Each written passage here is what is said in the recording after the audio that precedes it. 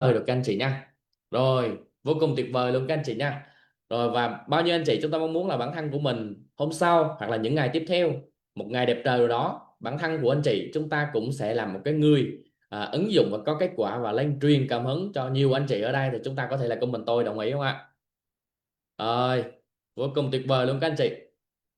Và ngày hôm nay thì để tiếp theo trong cái buổi Zoom buổi trưa, một cái chủ đề mà Bảo nghĩ là nó cực kỳ hay và nó sẽ giúp cho anh chị rất là nhiều. Và đặc biệt nếu như anh chị nào mà trong thời điểm này anh chị chúng ta mong muốn mình kinh doanh trên internet, đúng không chị? Thì những cái buổi Zoom như ngày hôm nay thì bạn hãy nghiêm túc, bạn hãy tập trung để mình học với một chủ đề, đó là mình xây dựng công thức kinh doanh online trên internet nhưng mà không đồng anh chị.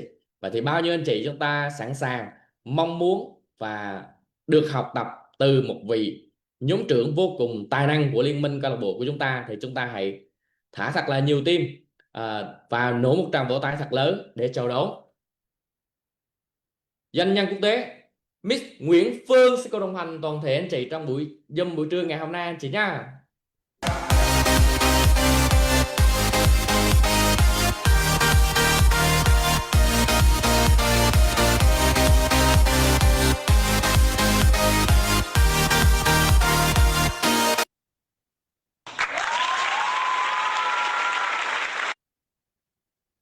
Rồi, siêu tuyệt vời. Lời đầu tiên cho Phương xin gửi một lời chào và một lời biết ơn sâu sắc đến người thầy thành công, người thầy vĩ đại, Chủ tịch Liên minh các câu lạc bộ trí thức và sách, nhà tài phiệt thầy Mr.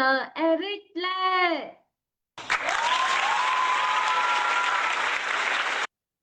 Một lời chào trân trọng thứ hai, Phương cũng xin gửi tới hội đồng 70 các anh chị chủ tịch trong nước, ngoài nước, cùng với Chủ tịch câu lạc bộ trí tuệ đỉnh cao, Chủ tịch Mr. Thanh Tùng, Chủ tịch Miss Hồng Vân.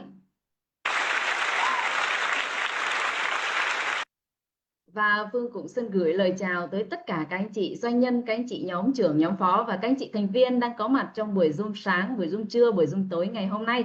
Chúc cho chúng ta có một buổi học tập phát triển tư duy là tràn đầy năng lượng, thành công, giàu có, hạnh phúc trọn vẹn suốt cả một cuộc đời ạ. Rồi, và chúng ta cũng không quên thả ngập tràn trái tim lên khung chat để dành cho speaker vô cùng điển trai trong buổi trưa ngày hôm nay. Đó là Chủ tịch Mr. Bá Bảo đã mở đầu chương trình cũng như là với phần khởi động rất là năng lượng các anh chị ha. Và chúng ta cũng không quên thả thật nhiều trái tim để chúc mừng cho một người chú, một người anh vô cùng là tuyệt vời. Đó là Mr. Chú Văn Phục, đã biết đến môi trường và với một cái hành trình cũng rất là chưa dễ dàng. Cho dù như thế nào đi chăng nữa nhưng ngày hôm nay cũng rất tuyệt vời rồi ạ.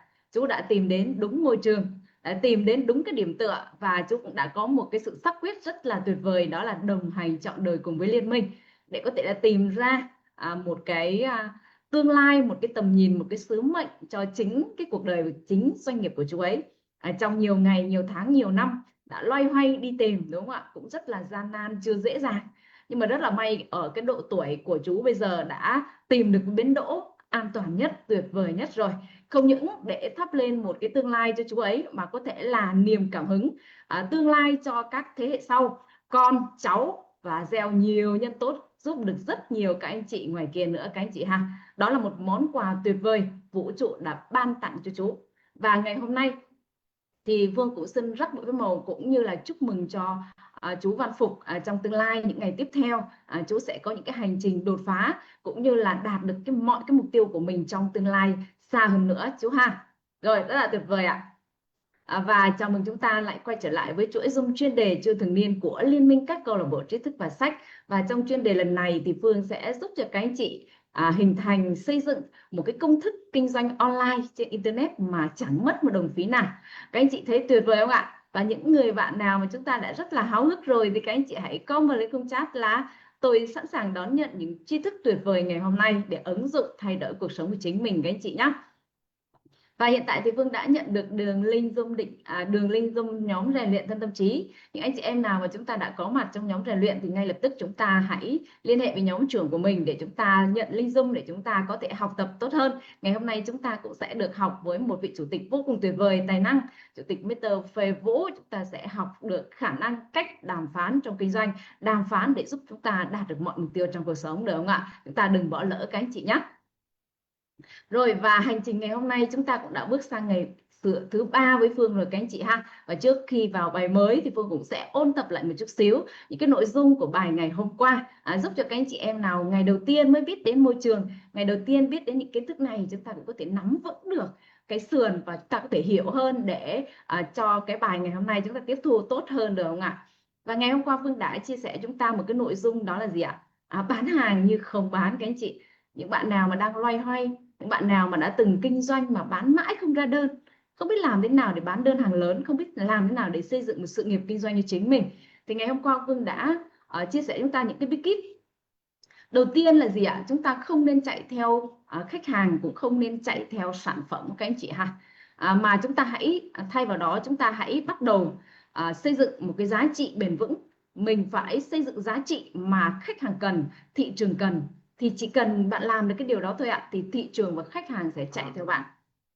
Và chúng ta phải biết rằng là để mà bán được bán hàng như không bán ấy, thì cái việc mà chúng ta trao cho khách hàng, cho thị trường, cái giá trị nó phải cao hơn giá trị của sản phẩm các anh chị ạ, được không ạ? Và kiến thức giá trị là để cho đi, ai mà cho đi nhiều, ai mà cho đi thật là lớn thì người ấy xứng đáng thành công lớn.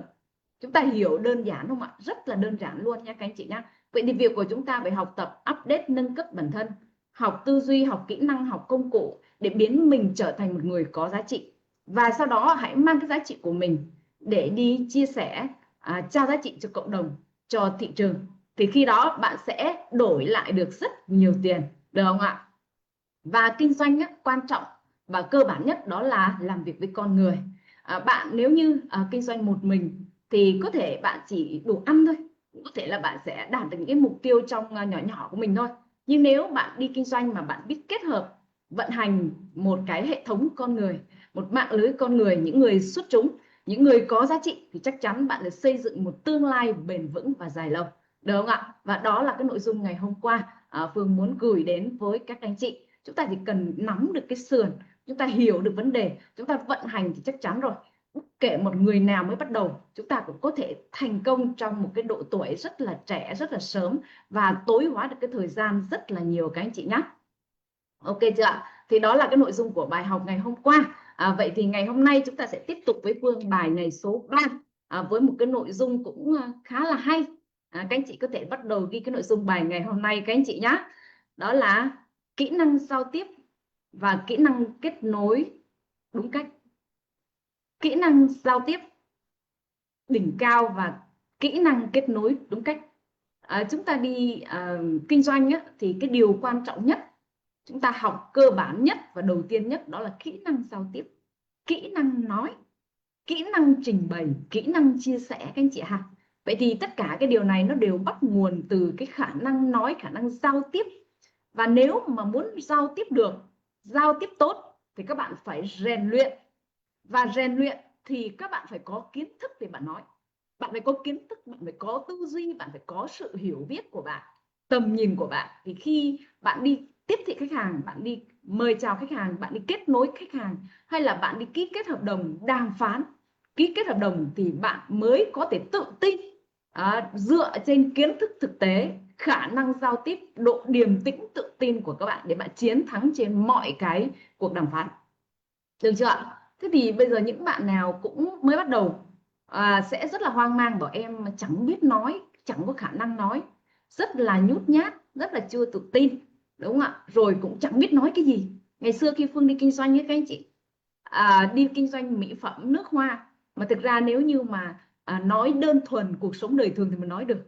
Còn nếu mà gặp một khách hàng mà gọi là tư vấn sản phẩm, hết nói vài câu về sản phẩm xong là hết các anh chị ạ, không biết nói câu chuyện gì tiếp theo, đúng không ạ? Và ngượng nghịu, nói trong ngượng nghịu, nói trong lo sợ, nói trong kiểu thiếu thốn, sợ hãi. Vậy thì liệu đi các bạn phát ra cái tần số như vậy ấy, thì cái người khách hàng của bạn đã biết là bạn đang thiếu tự tin. Thiếu tự tin, đúng không? Bản thân bạn còn không có độ tự tin khi bạn quảng bá sản phẩm của bạn, thì làm gì có mang cái niềm tin đến cho khách hàng được. Nên cái yếu tố để xây dựng một cái niềm tin nó rất là lớn luôn, rất là quan trọng luôn các anh chị ha. Vậy thì để mà có được cái niềm tin đó thì bắt buộc cái khả năng giao tiếp của bạn phải tốt, bạn phải trở thành một bậc thầy các anh chị nhá.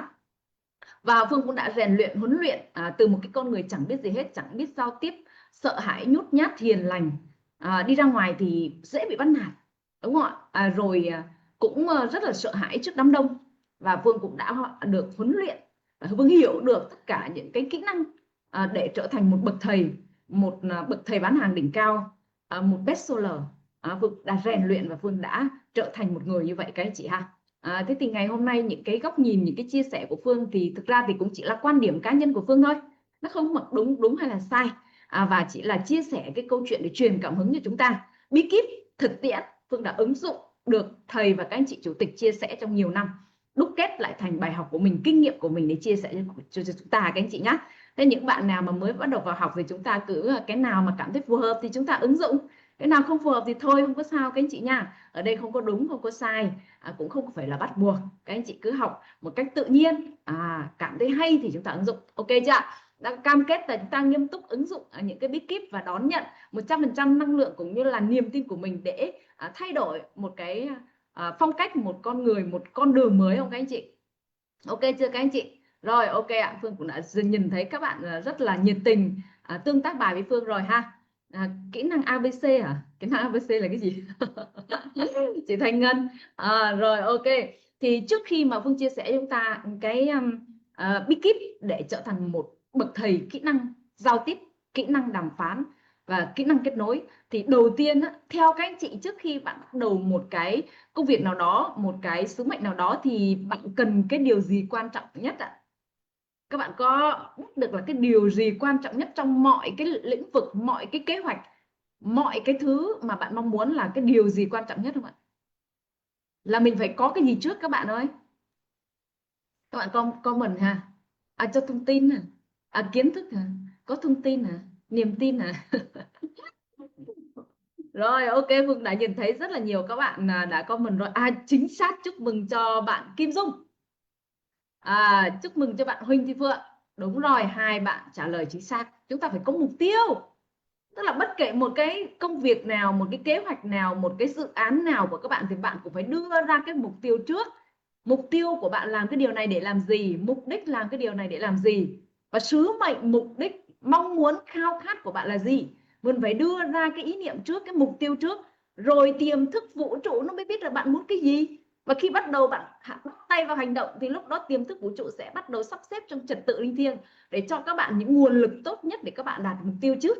Đúng không nào? Thế thì đừng có làm theo một cách gọi là theo thói quen cũ nữa, mà bây giờ hãy chậm lại, đúng không ạ? Hãy điềm tĩnh, có mục 1, mục 2, mục 3, làm theo các bước, điềm tĩnh bước đi, không phải vội vàng, không phải vồn vã, không phải tấp nập các anh chị nha. Mình đã hối hả bao nhiêu năm rồi, có kết quả gì đâu ạ. Thế nên là hãy học như một ly nước rỗng, hãy ứng dụng nghiêm túc những cái bước mà Phương chia sẻ.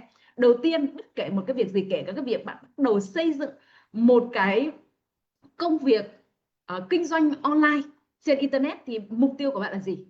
Bây giờ các bạn hãy comment cho Phương lên cái mục tiêu của các bạn nhé. Bây giờ cứ cho là bây giờ bạn mới bắt đầu đi, bạn mới bắt đầu xây dựng một cái công thức để xây dựng kinh doanh, hệ thống kinh doanh của bạn online trên internet, thì cái mục tiêu sống trong cuộc đời của bạn khi bạn làm cái điều đó, bạn xây dựng cái điều đó để làm gì, mục đích bạn muốn hướng đến là gì? Các bạn comment lên không chat đi ạ. Xem là các bạn nào, tức là mục tiêu của mỗi người là khác nhau các anh chị. Không có đúng không có sai, cũng không phải là bắt buộc bạn phải giống Phương, không phải bắt buộc là bạn phải giống các chủ tịch, đúng không ạ? Mình có một mục tiêu, một ước mơ, một hoài bão, một sứ mệnh, đúng không? Một cái đích mà mình muốn hướng đến. Vậy thì mình cần phải rõ ràng cái mục tiêu của mình trước đã, được không ạ?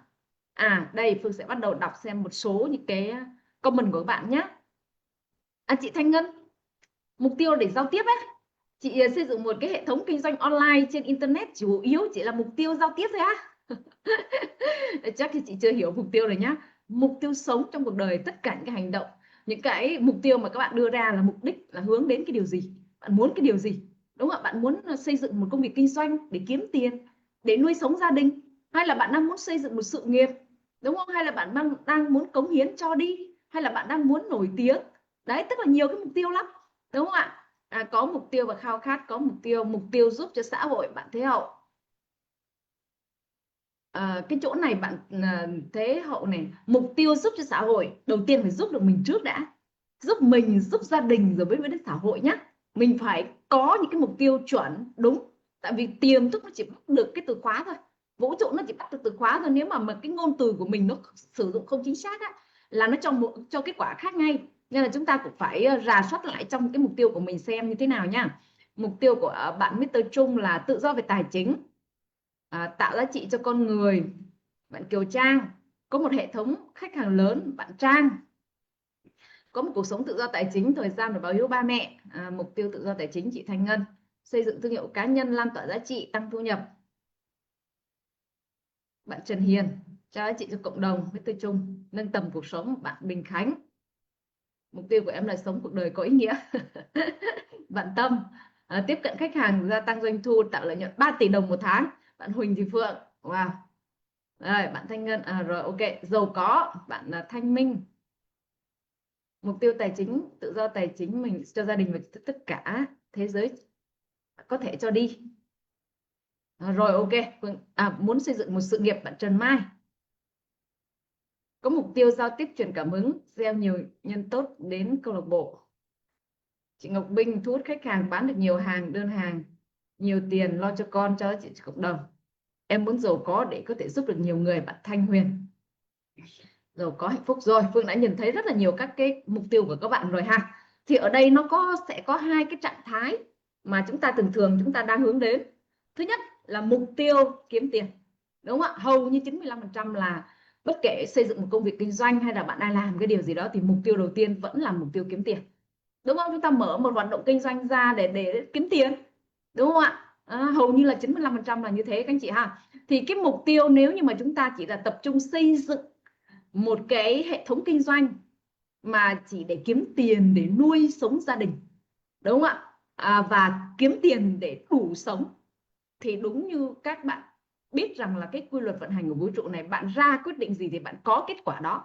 Nếu như mục tiêu làm công việc nào đó chỉ là kiếm tiền thì bạn chỉ đủ ăn thôi, đúng không ạ? Chỉ đủ ăn với các anh chị nhé. Đó, nên là chúng ta phải có một cái mục tiêu nó phải lớn, nó phải có ý nghĩa, nó phải mang tầm vóc vĩ mô. Tức là không những cho mình mà phải nghĩ đến cộng đồng, nghĩ đến tầm nhìn, đúng không ạ? Mục tiêu của bạn phải có tầm nhìn trong tương lai, chứ không phải là mục tiêu trong ngắn hạn. Mục tiêu là kiếm tiền thì 1 tháng, 6 tháng, 1 năm, 2 năm, 3 năm thì nó cũng rất là bình thường, cũng là cái mục tiêu. Nhưng mà nếu như bạn trong cái mục tiêu của bạn mà có cái tầm nhìn á, thì bạn sẽ có những cái mục tiêu lớn hơn, nó mang tầm vóc vĩ mô hơn. Tầm nhìn không những là xây dựng cái công việc kinh doanh cho mình, cho tương lai của con của cháu, mà còn mang rất nhiều cái giá trị cho cộng đồng, được chưa? Thì khi mà Phương học cùng với Liên minh câu lạc bộ và cũng như bản thân Phương đến bây giờ thì Phương cũng đã luôn luôn thiết lập cho mình một cái mục tiêu trong dài hạn. Và bản thân Phương cũng được học từ thầy, từ các anh chị chủ tịch, và Phương biết được rằng là trước đây Phương chỉ tập trung để kiếm tiền để nuôi sống mình và gia đình thôi, chưa bao giờ nghĩ đến cái việc mà mang cái tầm vóc vĩ mô, đúng không ạ? Thế thì khi mà Phương bước vào trong liên minh thì Phương thấy được cái tầm của thầy, của các anh chị chủ tịch. Việc của Phương là học theo, làm theo các anh chị ạ. Phương không cần phải làm theo góc nhìn của mình nữa. Góc nhìn của mình chỉ là góc nhìn cá nhân, và góc nhìn của mình nó đã nhiều năm rồi mà nó không mang lại cho mình cái giá trị, không mang lại cho mình cái kết quả gì cả. Vậy thì bây giờ mình phải nhìn qua góc nhìn của chuyên gia, mục tiêu của chuyên gia để mình học theo, mình giúp đỡ, mình sao chép, đúng không? Mình trưởng thành, mình follow để mình có kết quả.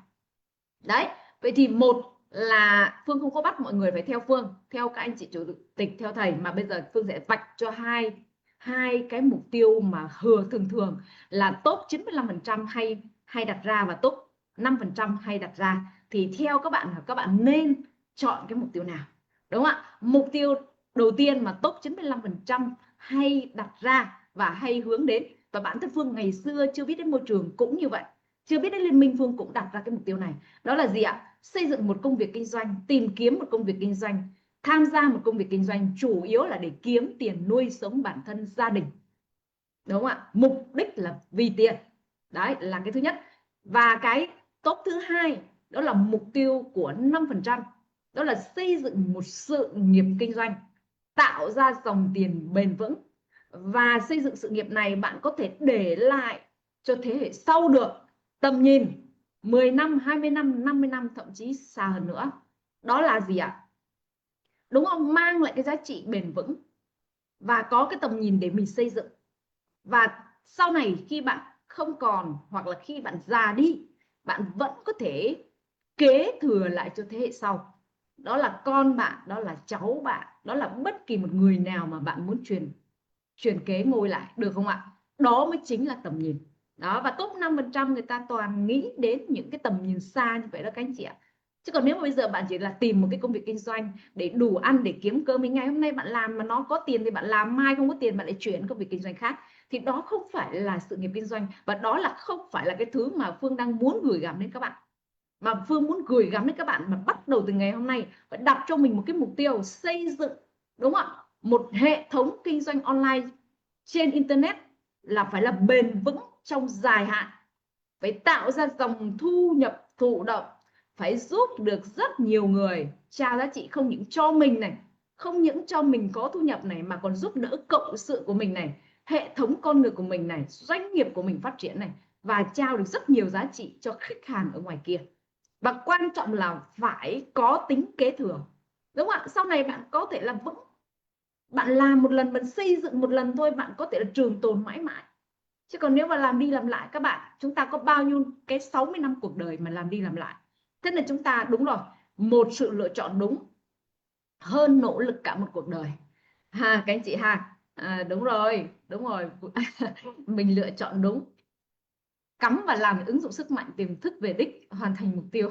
Chị Ngân.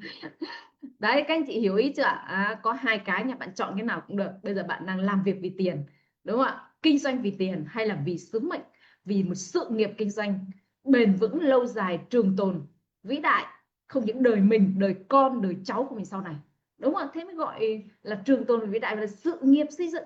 Còn nếu mà bạn đi tìm một công việc kinh doanh, một sản phẩm dịch vụ kinh doanh, thì đó chỉ là một công việc kinh doanh bình thường, một người gọi là đi bán hàng cho người khác thôi, chứ không phải là xây dựng đấy chị. Nó không có từ xây dựng ở trong đó.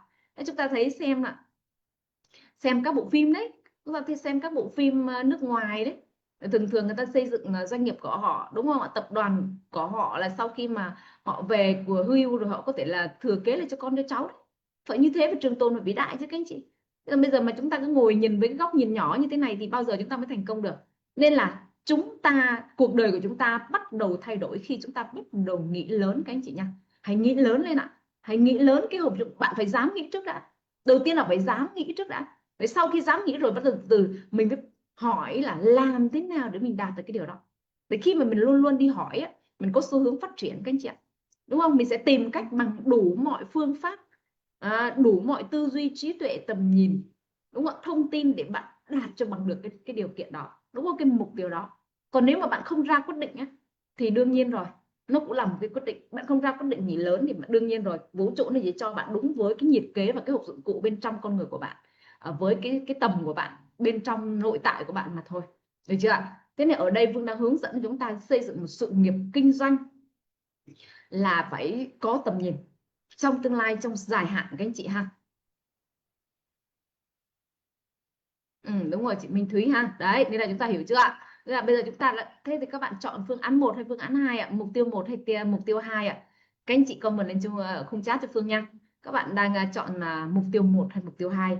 Các bạn đang lựa chọn ở top 95 hay là top 5%? Đấy, thì quyền quyết định là do chúng ta thôi. Phương chỉ là chia sẻ cái cách mà Phương đã làm. Cái cách mà Phương đã làm. Phương đã truyền dịch từ cái mục tiêu ở top 95 trong 37 năm, cho đến khi mà năm thứ 38 thì Phương mới ngộ ra, và Phương mới bắt đầu thay đổi lại cái mục tiêu của mình, thay đổi lại cái sứ mệnh của mình, và lập trình lại cái, thiết lập nên cái hệ thống kinh doanh online trên internet của mình, đúng không ạ? Đó, rồi chúc mừng cho các anh chị đã hiểu bài nhé. Chúc mừng cho các anh chị đã có một cái năng lượng cũng như là sứ mệnh cũng giống như Phương nha. Đúng không ạ? Chúng ta cần làm theo thôi, là chúng ta sẽ có kết quả giống như Phương, và thậm chí còn xa hơn nữa các anh chị. Ok chưa? Rồi thì đầu tiên cái việc đó là chúng ta tự về, chúng ta tự viết, chúng ta tự suy nghĩ nhá. Và chỉ cần bạn ra quyết định thôi thì tiềm thức sẽ dẫn lối cho các bạn, mà quan trọng bạn phải nhận diện được đâu là nguồn lực, đâu là quý nhân để giúp cho bạn đạt được cái mục tiêu đó. Bạn phải thông minh, phải tỉnh thức. Rất nhiều người nha, biết rồi đấy, các anh chị chủ tịch, các anh chị doanh nhân hướng dẫn cho rồi, nhưng mà không nhìn thấy cơ hội trước mắt, và thậm chí cho cơ hội đến tay rồi, rìa tay ra để kéo đi rồi, để dẫn dắt đi rồi, nhưng mà cứ rụt tay lại. rụt tay lại không dám đi, đúng không ạ? Các bạn phải biết là nếu mà các bạn đi theo, đúng không ạ, nắm tay theo thì không bao giờ các bạn lạc lối, không bao giờ lạc lối đâu các anh chị. Nên là chúng ta phải tự tin với cái sự lựa chọn của mình. Và nếu bạn nào mà cảm thấy còn sợ hãi, chưa dám làm, chưa dám bứt phá cái giá trị nội tại, cái con người ù lì bên trong của mình á, thì chúng ta cứ đặt ra câu hỏi với tiềm thức của mình đi. Thực ra trong cuộc đời này tôi đang mong muốn cái điều gì nhất, và câu trả lời nó sẽ xuất hiện trong đầu của bạn. Và rồi sau đó mình sẽ làm thế nào để tôi đạt được cái mục tiêu đó. Thì vũ trụ nó cũng sẽ cho các bạn những cái gợi ý, những cái nguồn lực quý nhân để các bạn đạt được. Thì khi mà có những cơ hội xuất hiện, những cái nguồn lực xuất hiện, đúng không ạ, cơ hội đến thì bạn sẽ lại đặt ra cái câu hỏi, cái cơ hội này có phải là cái cơ hội đang đến để giúp cho tôi thành công không, đúng không? Mình phải tỉnh thức. Còn nếu mà mình không thể nào phân biệt được thì mình hãy hỏi những người quý nhân của bạn ấy, đúng không? Bây giờ cái điều này đến, tại sao nó lại đến, và nó tại sao lại đến lúc này, nó không phải đến lúc trước, nó không phải là sau này mà nó lại là bây giờ. Đấy, tất cả đều có sự hồi đáp của vũ trụ này đến với các bạn nhá, được không ạ? Nên là chúng ta phải luôn luôn tỉnh thức. Nếu không biết cứ đặt ra câu hỏi đi ạ, hỏi tiềm thức, hỏi quý nhân, hỏi những người có kỹ năng hơn, giỏi hơn bạn, hỏi những người đi trước rồi, người ta có kinh nghiệm rồi, người ta giải đáp cho các bạn, được chưa ạ? Chứ đừng có ngồi đó nhìn theo, làm theo góc nhìn của mình các anh chị nha. Góc nhìn của mình nhá, nếu mà đúng á, nếu mà thành công á là bạn đã thành công rồi. Nên là chúng ta phải tỉnh thức ở chỗ này, ok chưa ạ? Đó là cái bước thứ nhất. Lúc nào cũng chúng ta cũng phải xác định được cái mục tiêu rõ ràng rồi chúng ta làm gì chúng ta hãy làm, ok chưa ạ? Rồi cái bước thứ hai ngày hôm nay thì sẽ bắt đầu trực tiếp hướng dẫn cho chúng ta làm thế nào để chúng ta có thể trở thành một bậc thầy. Kỹ năng giao tiếp của bạn nó phải là đỉnh cao, rồi cái bậc thầy kết nối của bạn nó phải kết nối đúng cách, được chưa? Thì cái bước đầu tiên, cái vế đầu tiên các bạn sẽ ghi cho Phương: kỹ năng giao tiếp hay là bậc thầy giao tiếp bằng tiềm thức. Anh chị ghi cho Phương cái mục đầu tiên, mục A nhỏ đi hay một nhỏ đi, đúng không ạ? Là kỹ năng giao tiếp bằng tiềm thức. Tức là từ trước đến giờ chúng ta đang làm bằng ý thức các anh chị ha. Chúng ta đang đi học cách kinh doanh online, chúng ta cũng đang vận hành rồi, nhưng mà tất cả mọi thứ chỉ đang làm có 5% của ý thức thôi, đúng không? 5% của ý thức là những cái gì mà bạn biết, bạn nhìn thấy bằng cặp mắt vật lý, đúng không ạ? Bạn sờ thấy được, bạn nhìn thấy được, bạn đo được, bạn đong, bạn đếm được. Đó, vậy thì nó chỉ có 5% của ý thức thôi các bạn ạ. Nên là lý do tại sao mà chúng ta không có kết quả lớn, đúng không ạ? Không có kết quả lớn, và cho dù đã đi học rất nhiều trường lớp, nhiều kỹ năng về marketing rồi về kinh doanh online trên internet mà chúng ta không có kết quả lớn, đó là vì chúng ta chỉ đang sử dụng có 5% của ý thức thôi. Và ngày xưa Phương cũng thế, mặc dù là Phương rất là chăm chỉ, cố gắng, nỗ lực, và Phương là cái người mà Phương nghĩ rằng là Phương rất là tự hào về bản thân mình đấy. Trong bất kỳ một lĩnh vực nào Phương cố gắng, Phương nỗ lực, Phương khao khát, và Phương luôn luôn đi lên top đầu luôn các anh chị ạ. Nhưng mà tại sao mà đã cố gắng như vậy vẫn chưa có kết quả? Và mặc dù là đã chọn đúng xu hướng là đi kinh doanh online rồi, đúng không ạ? Làm online rồi, không làm vật lý nữa rồi, nhưng mà tại sao nó vẫn chưa có? Là vì mình chỉ có sử dụng có 5% của ý thức thôi. Và bất kể một kỹ năng nào, mình có giỏi cỡ nào đi chăng nữa thì nó cũng chỉ có 5%. Đấy, thế thì còn 95% nó đang còn ngủ quên, nó đang còn đi chơi, đúng không? Nó bảo chủ nhân làm việc, ý thức làm việc, tôi nhàn nhã tôi đi chơi, thế thôi. Thế thì khi mà Phương vào đến môi trường Liên minh câu lạc bộ thì Phương mới biết, Phương mới vỡ hòa ra. Thế là mình đã có một cái nguồn sức mạnh phi thường bên trong mà mình không có biết, mình không biết tận dụng để làm thế nào để biến nó thành những cái công cụ để giúp cho mình đạt được mọi mục tiêu trong cuộc sống, đúng không? Ngay cả cái việc mà giao tiếp với gia đình, giao tiếp với chồng, với con, cuộc sống xung quanh đời thường của mình còn chưa biết cách, đúng không? Vẫn là cái thói quen cũ, tức giận thì mắng nhiếc, đúng không ạ? Bực mình thì quát thì tháo, đúng không? Ai chửi thì mình chửi lại, cứ theo cái thói quen như vậy đó.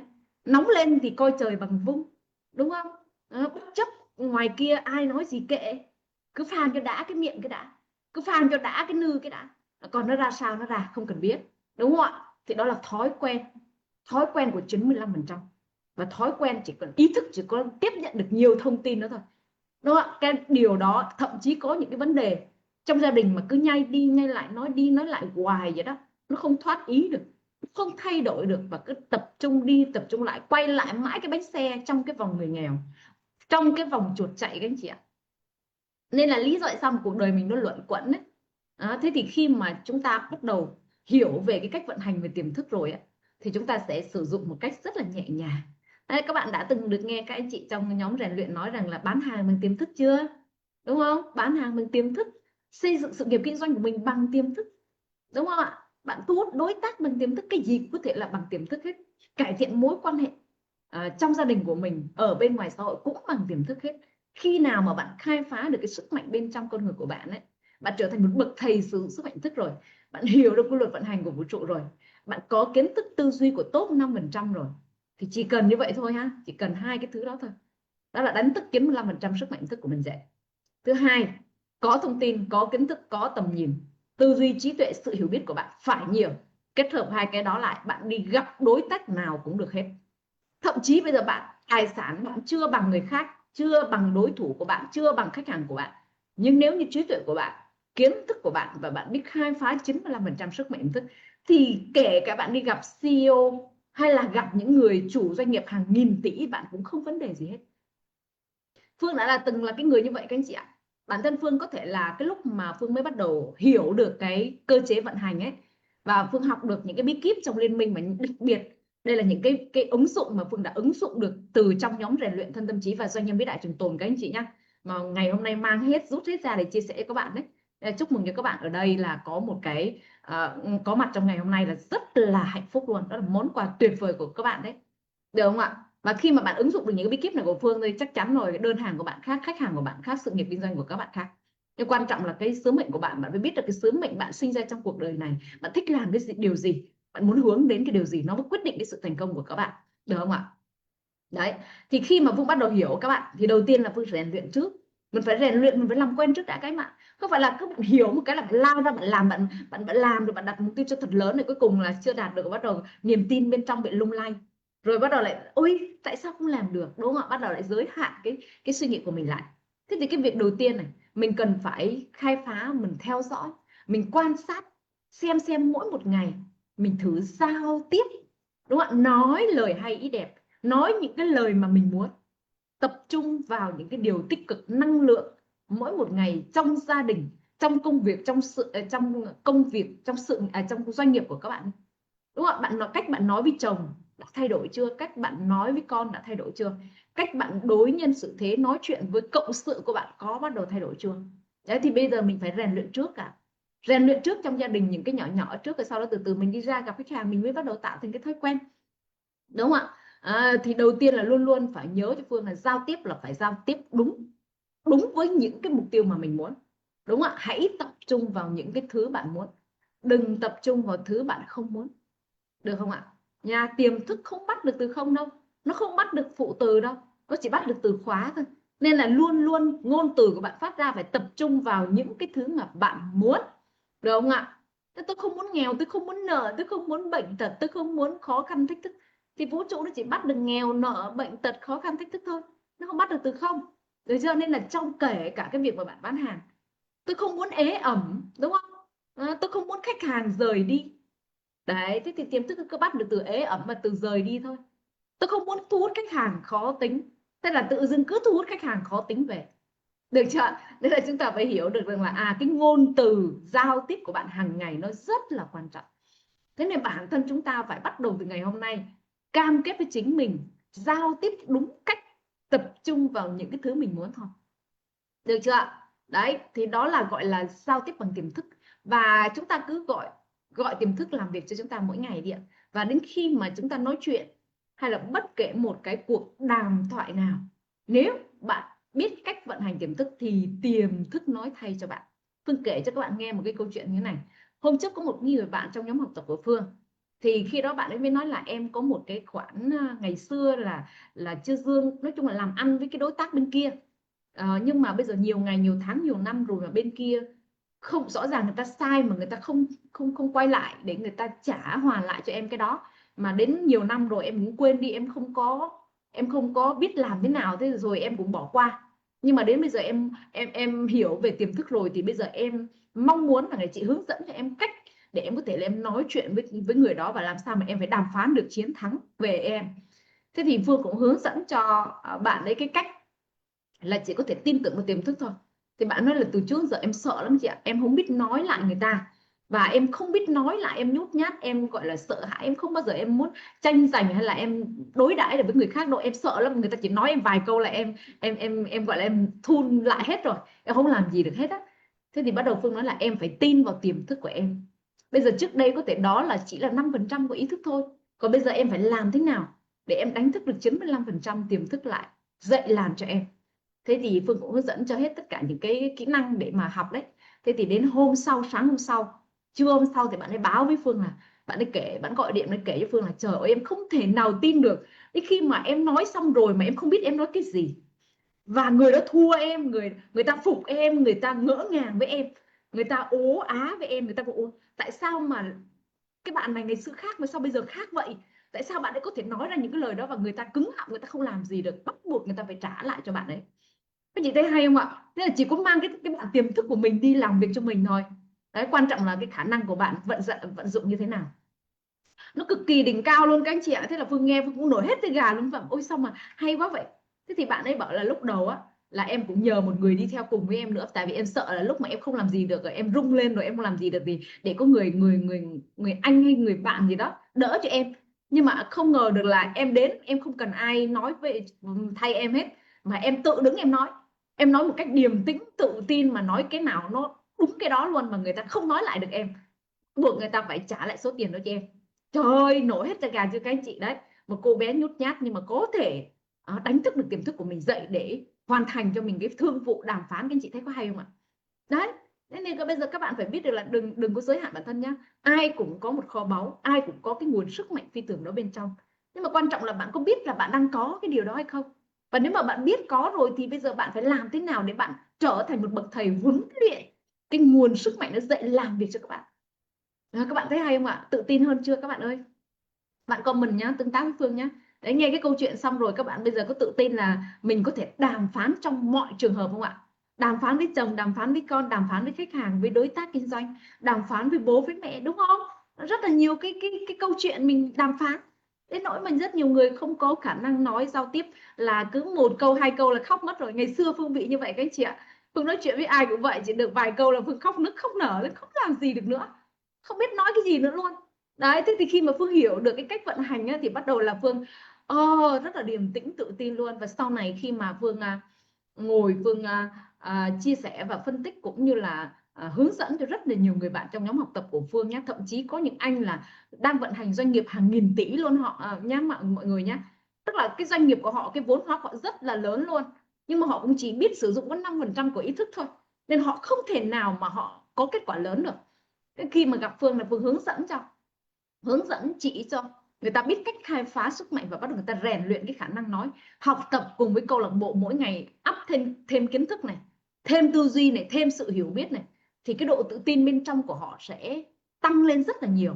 Nghe những câu chuyện thành công này, ví dụ như ngày hôm nay các bạn nghe cái câu chuyện Phương kể là các bạn sẽ có niềm tin, sẽ có bạn cũng có những cái câu chuyện như vậy mà mình chưa dám đứng ra để mình lên tiếng cho chính mình, đúng không ạ? Thì mình sẽ có cái động lực, mình có cái động lực để mình chia sẻ hơn, và mình tự tin hơn khi mình khai phá sức mạnh nhận thức của mình, đúng không ạ? Chúc mừng cho bạn Ngọc nha. Đấy, nên là chúng ta phải biết là trời ơi, tại sao các anh chị chủ tịch, các anh chị doanh nhân trong liên minh nhà mình lại giỏi thế, tại sao lại chỉ thành công trong vòng vài cái năm rất là ngắn ngủi luôn. Tức là bí kíp mình đòn bẩy được, đúng không? Phương đòn bẩy được kiến thức của thầy, Phương đòn bẩy được công thức của thầy, nên là Phương không phải đi tìm ở đâu hết nữa các anh chị. Phương biết đây là bến đỗ, Phương biết đây là quý nhân, đây là môi trường, đó là công thức tuyệt vời, là công thức đúng đắn rồi. Thì bây giờ Phương cứ đi thôi, làm theo thôi các anh chị. Nên là chúng ta phải thông minh mà làm theo những gì mà các quý nhân của các bạn chia sẻ hướng dẫn là chuẩn xác nhất rồi. Cả mọi người vào đây ai cũng đang mong muốn rằng các bạn được thành công hơn, thay đổi cuộc sống của mình tốt hơn. Thế nên chúng ta phải tin tưởng vào quy luật vận hành vũ trụ đem bạn đến với quý nhân của các bạn phải tin. Đúng không? Bạn phải tin đã, phúc cho ai chưa thấy mà tin thì mới có, không tin không có. Được chưa? Đó, thì đó là cái việc là giao tiếp bằng tiềm thức, chúng ta phải đánh thức được tiềm thức, cái bạn tiềm thức dậy làm việc cho chúng ta. Được chưa? Rồi, đó là cái đầu tiên.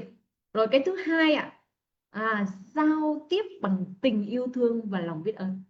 Các anh chị ghi đi ạ. Cô Phương càng ngày càng tỏa rạng Ôi, Phương ngày nào cũng tỏa rạng luôn ấy. Các bạn mà gặp Phương ở đâu cũng vậy thôi, ở trong Zoom hay ở ngoài đời cũng vậy, cứ gặp Phương là năng lượng tràn trề. Và cứ năng lượng tràn trề thì đương nhiên các bạn biết là cái gì nó tràn trề rồi đấy. Theo các bạn, năng lượng tràn trề thì cái gì nó sẽ tràn trề các anh chị ơi. Các bạn comment lên khung chat xem nào. Đúng không? Nên là các bạn biết phải làm gì chưa? Đúng rồi, tiền nha. Lương sẽ nặng. Các bạn cái gì, năng lượng là tiền. Đấy, thế thì tại sao chúng ta lại không năng lượng? Đấy, rất nhiều bạn biết đấy, năng lượng là ngân lượng, mà nhiều bạn biết mà có làm đâu. Mở mắt ra là cái mặt là nguyên là một cái bánh bao chiều, mở mắt ra là bắt đầu ủ rũ, là ỉ ê, là buồn, là rầu, là sầu, là não. Đúng không ạ? Thế thì có ai lấy gì của bạn đâu, đúng không ạ? Vũ trụ có lấy gì của bạn đâu. Có ai lấy gì của bạn đâu, mắc mớ gì bạn lại phải mang cái bộ mặt đó ra để bạn trưng cho vũ trụ thấy. Bạn phải giấu đi, bạn phải giấu đi, hãy sống và đóng vai một cái người mới đi, một nhân vật mới đi. Trước đây đóng cái vai mà gọi là diễn viên nghèo trong mấy chục năm rồi, diễn viên khó khăn thách thức trong mấy chục năm rồi, bây giờ hãy đóng cái vai mà bảo vũ trụ ơi cho tôi đóng một cái vai mà gọi là thành công ấy. Đó, một cái vai mà hot girl xinh đẹp, thành công khi tuổi còn rất là trẻ đấy, một cái vai một người phụ nữ khí chất ấy, một người mà tự tin, điềm tĩnh, đĩnh đạc, đúng không? Tự do tài chính, tự do thời gian, đóng một cái vai mà là một người phụ nữ hạnh phúc, một người chồng tuyệt vời đấy, một người có giá trị đấy. Vũ trụ cho tôi đóng cái vai đi, đúng không? Thì bây giờ đóng vai nào là do bạn lựa chọn thôi. Bạn không cần biết bên trong sầu não như thế nào, nhưng mà mở mắt ra, năng lượng ngày mới, năng lượng của bạn như thế nào, bạn quyết định cái kết quả thành công của bạn trong cái ngày hôm đó. Nên là chúng ta phải bắt đầu thay đổi, rèn luyện cái thói quen. Không cười được cũng phải cười. Không cười cũng phải nở nụ cười, được chưa ạ? Cười giả tạo cũng được, cứ cười đi, cái cơ mặt của bạn nó sẽ nở ra. Lúc nào bạn cảm thấy rạng người, và đó chính là cái năng lượng bạn cho đi với vũ trụ. Vũ trụ nó sẽ phản hồi lại cho bạn cái kết quả mà bạn đã cho đi cái năng lượng đó, được chưa? Năng lượng đỉnh cao là thành công đỉnh cao, đúng không ạ? Đúng rồi. Đúng rồi, phải trạng thái hạnh phúc, biết ơn, đúng không? Thì phải nuôi dưỡng thôi, phải nuôi dưỡng một cái con người mới. Để một ngày 2 ngày mà chúng ta bắt đầu gọi là thay đổi là không có đâu các anh chị ạ. Chúng ta cần phải nuôi dưỡng, kể cả bản thân Phương đi nhé.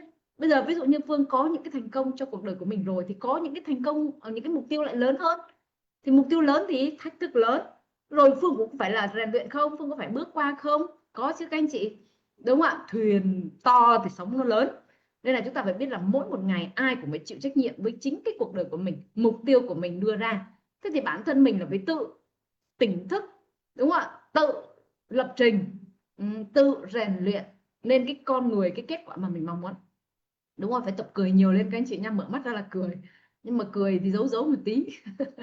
Những người bạn trong gia đình á, là chồng này, con này, bố mẹ mình này, và những bạn mà tự do trong gia đình thì nó bình thường. Nhưng mà ví dụ chúng ta ở trong một thế hệ nhà 4 thế hệ, 3 thế hệ, mà cứ mở mắt ra là ngồi cười, người ta bảo oh my god, là sao đây, vợ tôi sao đây, chồng tôi sao đây, đúng không? Mà người ta sẽ gọi xe người ta mang đi, đúng không ạ? Tôi thủy thủ toàn toàn nên chúng ta phải ém lại.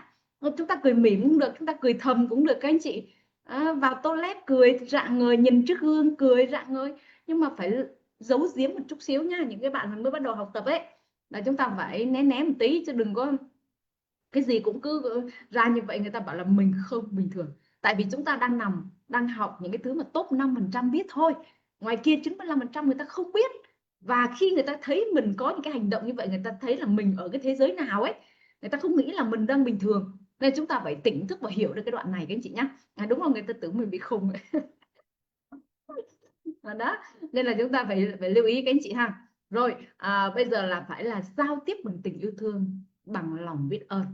Thì đầu tiên á, kể cả bây giờ bạn phải biết là những cái gì mà bạn đang có hiện tại á, đúng không ạ? Đó là những món quà vũ trụ mang tặng đến cho bạn.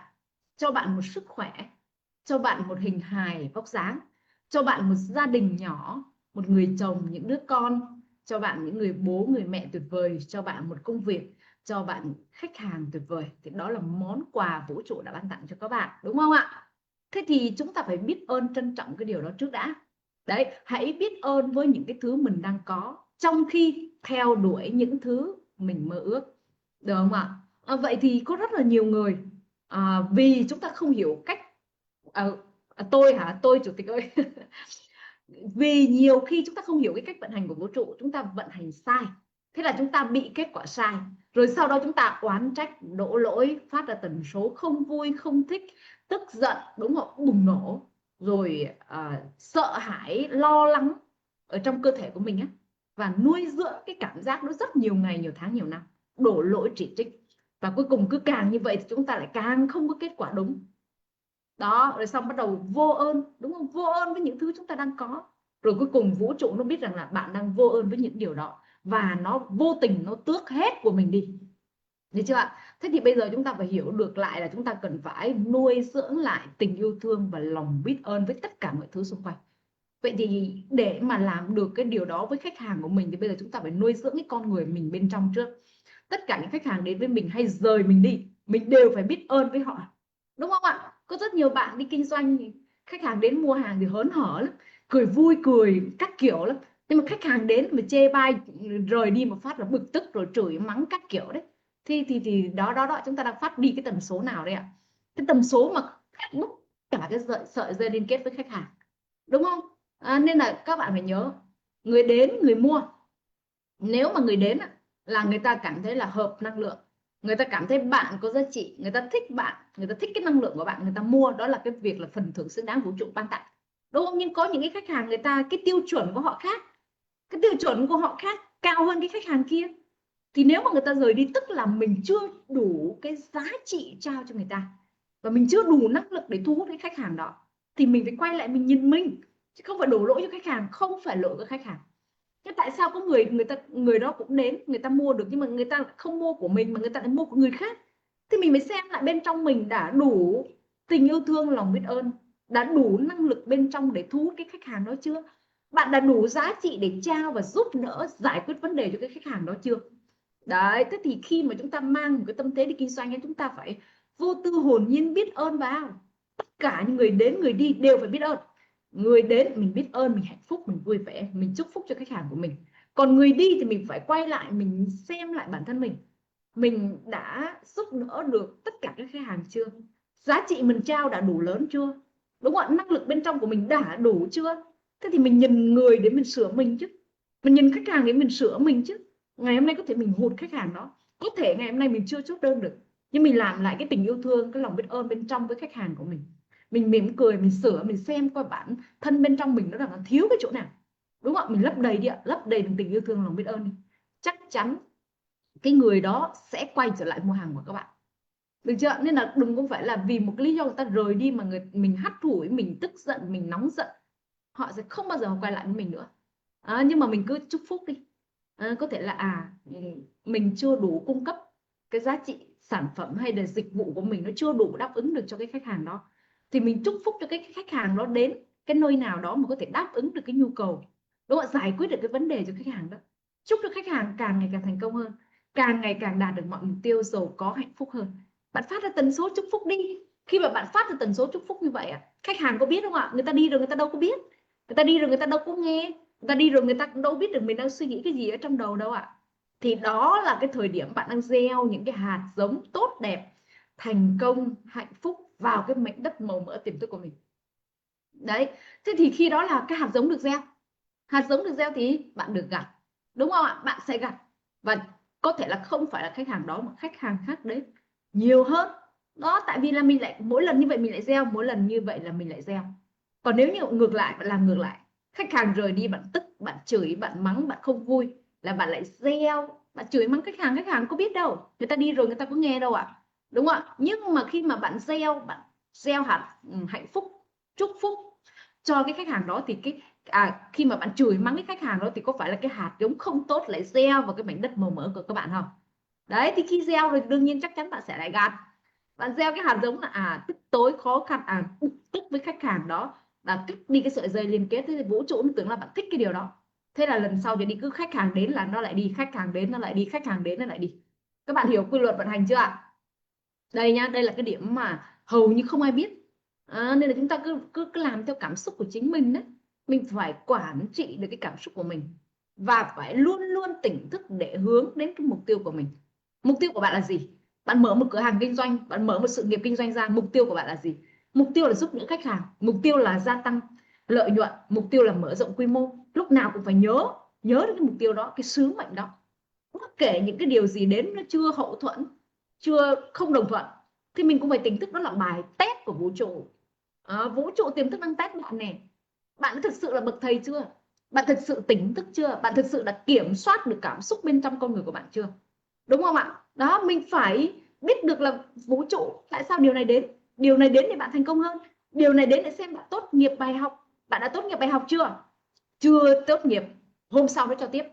Đúng không ạ? Chưa tốt nghiệp hôm sau nó không cho biết, cho tiếp. Thế là chúng ta thấy rằng là chúng ta đi kinh doanh á, có những cái khách hàng cứ lặp đi lặp lại y chang nhau không? Những cái sự kiện, đúng không ạ? Những cái hợp đồng đến rồi đi, đến rồi đi, nó y chang nhau không? Nhất là những cái bạn mà gọi là bán bất động sản, bán những cái tài sản lớn ấy, đúng không ạ? Hầu như là rất nhiều cái trường hợp lặp đi lặp lại y chang nhau. Nhưng mà tại vì là chúng ta không hiểu vấn đề, chúng ta đang vận hành sai, và cái phương thức nó cứ lặp đi lặp lại hoài, lặp đi với người này, lặp đi với người kia, nên là của chúng ta không thể nào mà chốt đơn được đấy. Đó là không hiểu cách vận hành, được chưa? Nên là chúng ta phải hiểu nha, mình có một nguồn sức mạnh bên trong, đó là tiềm thức của mình, đó là tình yêu thương, đó là lòng biết ơn.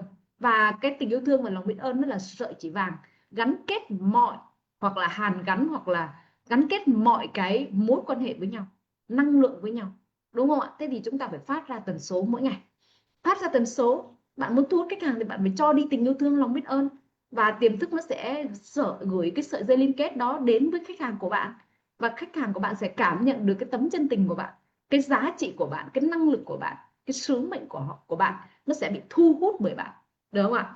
Thế thì bây giờ làm nào để mình đừng có chạy, mình không tìm kiếm được đâu ạ, mình không tìm kiếm được khách hàng, mình cũng không chạy theo khách hàng được, mà mình phải trở thành một thỏi nam châm. Làm nào chỉ cần là bạn mở cửa hàng thôi, bạn cười thôi, bạn năng lượng thôi là bạn đã hút khách hàng về rồi, đúng không? Bạn giao việc cho tiềm thức mỗi ngày. Đó, thế nên khi mà chúng ta đi kinh doanh thì chúng ta phải hiểu nhá, giao tiếp như thế nào, nhỏ nhẹ, sởi lời, năng lượng mỗi ngày, đó là cái khả năng của bạn thu hút đấy.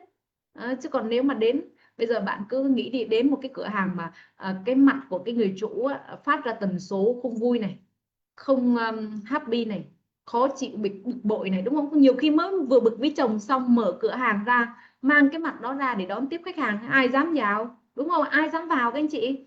Hay là tức giận với con, vừa chửi con xong quay ra mở cửa hàng, khách hàng đến là đuổi khách hàng đi luôn.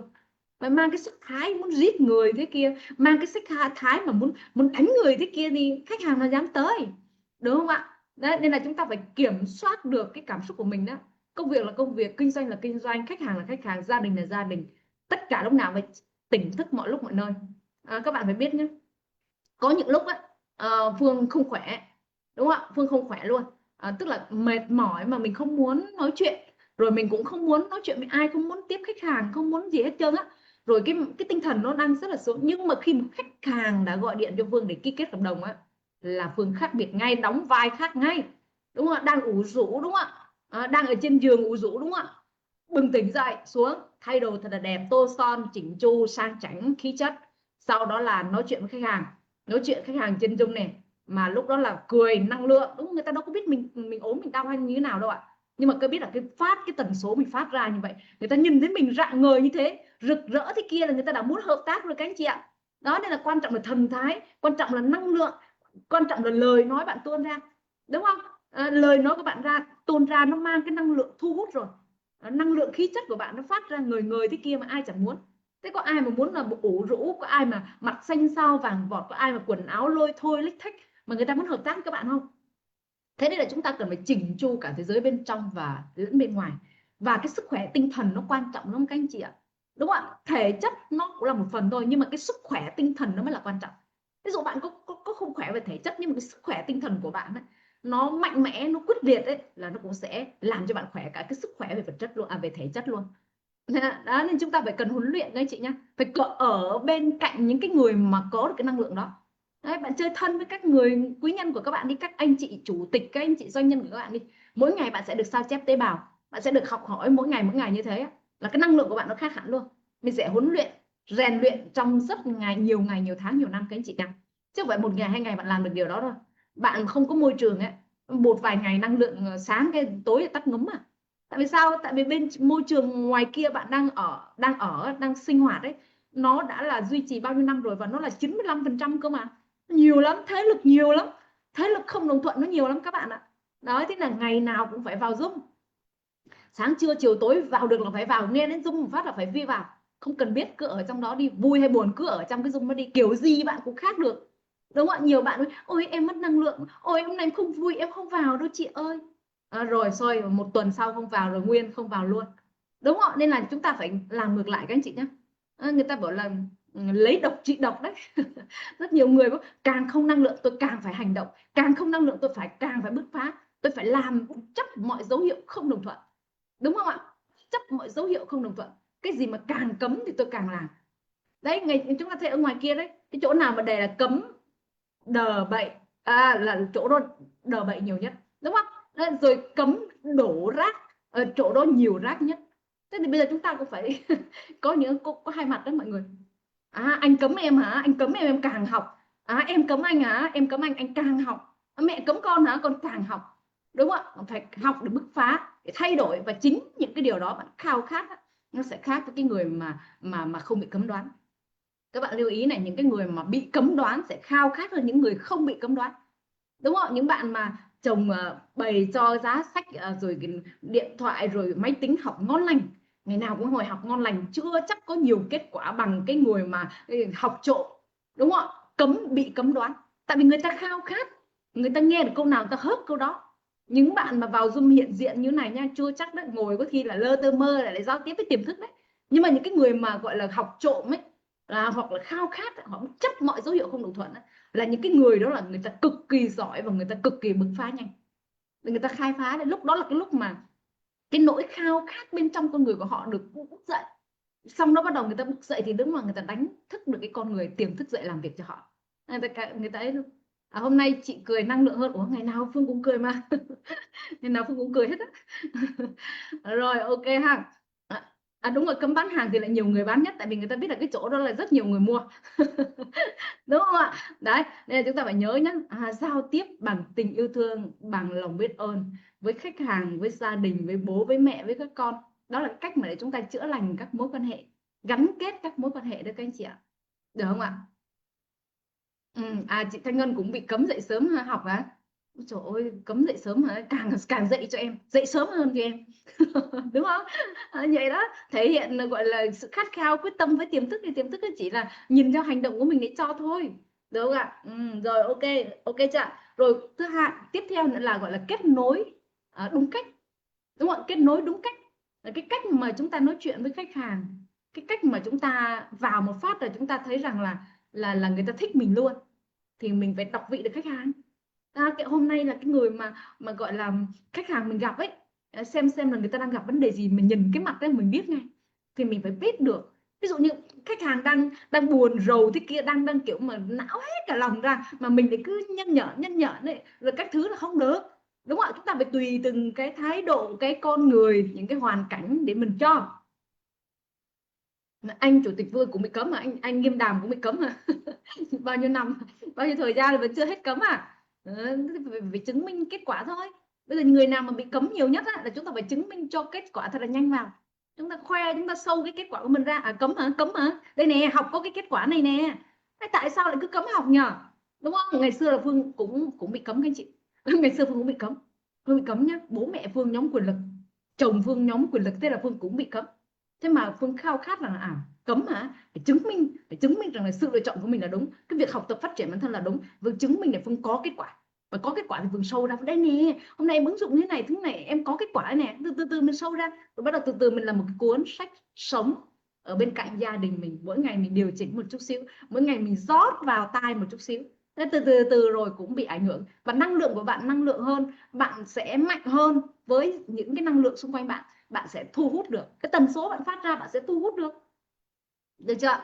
Đấy, rồi quay lại cái chỗ lúc nãy này một chút xíu này, các bạn phải biết được là ví dụ nhá, mỗi cái khách hàng người ta đang có những cái mình phải theo cái mặt cảm xúc của người ta rồi mình điều chỉnh dần các anh chị ạ, chứ không phải là cứ bảo là Phương bảo là năng lượng là bạn lúc nào ai bạn cũng năng lượng, gặp ai bạn cũng cứ đối xử, hay là cái thói quen, cái kết nối nó lại cứ đúng một cái tiêu chí, phải là không đúng.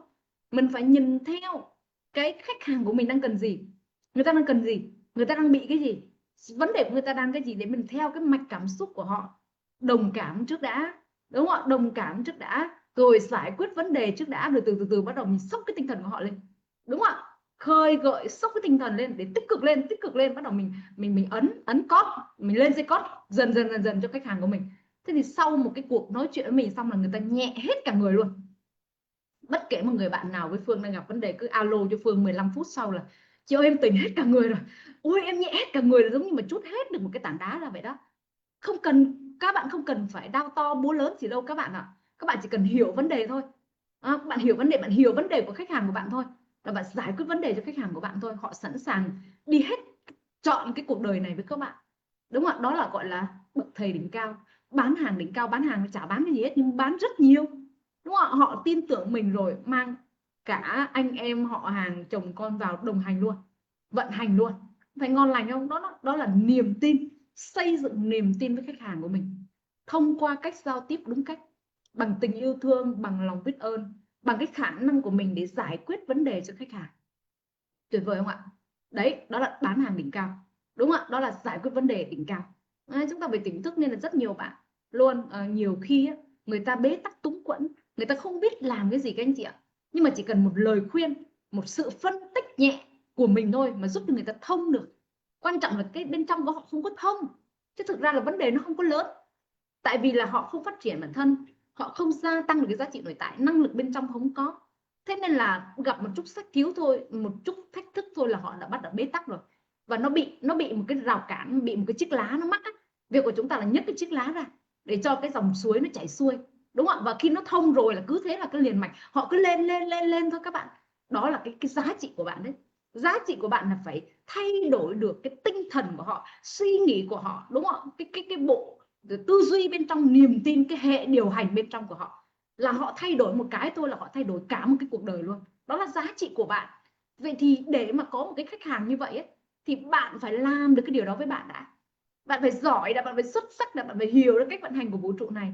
Rồi sau đó bạn ứng dụng, bạn có kết quả, là bắt đầu bạn lan tỏa, bạn giúp đỡ hàng triệu người ngoài kia. Đúng không ạ? Vậy thì cái việc mà mình xây dựng một cái hệ thống kinh doanh, bạn chẳng cần phải bán hàng, quảng bá sản phẩm cái gì trên internet hết á. Bạn chỉ trao giá trị thôi, cho đi giúp đỡ khách hàng của bạn. Anh đang gặp vấn đề gì, chị đang gặp vấn đề gì, bạn đang gặp vấn đề gì bạn cũng phải giải quyết được. Đúng không ạ? Liên minh câu lạc bộ mình có một bộ công thức có sẵn, có bí kíp, có công cụ. Liên minh câu lạc bộ nhà mình cho mình một cái cần câu cá để nuôi sống bạn cả một cuộc đời, cho bạn biết đánh thức cái con người phi thường bên trong, thì bạn phải đánh thức được nó. Bạn phải hiểu được cái bộ công thức nói cái gì để giải quyết tất cả vấn đề khách hàng cho bạn. Đấy, tất cả mọi thứ tuyệt vời, cái ao câu cá lớn thế bạn không nhìn thấy, là còn đi bên này một tí, bên kia một tí, đi đâu cho đời mỏi mệt, đúng không các bạn? Đó, nên chúng ta phải nhớ, phải biết được cái điểm dừng của mình ở chỗ nào. Đúng không ạ? Nơi đâu là nơi mà có thể cho bạn tất cả mọi thứ bạn muốn, rồi đâu là quý nhân của bạn, đâu là những người mà đang giúp bạn để thay đổi cuộc sống này. Bạn phải nhìn nhận được. Đúng không ạ? Bạn phải thông minh lên, lựa chọn thông minh. Được chưa? Ôi ok các bạn nha, hết giờ rồi. Say sưa quá. Rồi một lần nữa Phương cũng chúc cho tất cả những anh chị em ngày hôm nay mà nghe được những lời Phương nói mà có thể là thấm đẫm được, có thể hiểu và sao chép được, thì chắc chắn rồi. Phương tin rằng bạn sẽ xây dựng cho mình một cái hệ thống kinh doanh online, không cần mặt bằng, không cần vốn, không cần gì hết. Bạn chỉ cần lên đó, bạn trao giá trị thôi.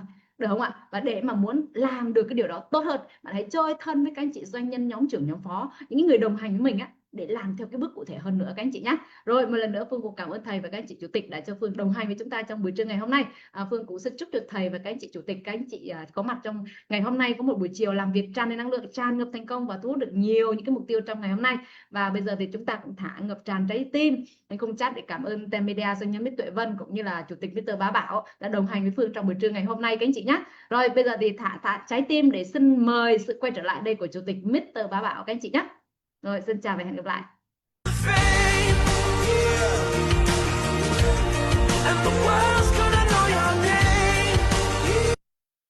Rồi vô cùng tuyệt vời luôn các chị. Ngày hôm nay Bảo nghĩ là có rất là nhiều anh chị chúng ta đang say sưa, đúng không các chị? Chúng ta đang say sưa nghe nhóm trưởng Nguyễn Phương chia sẻ cho anh chị về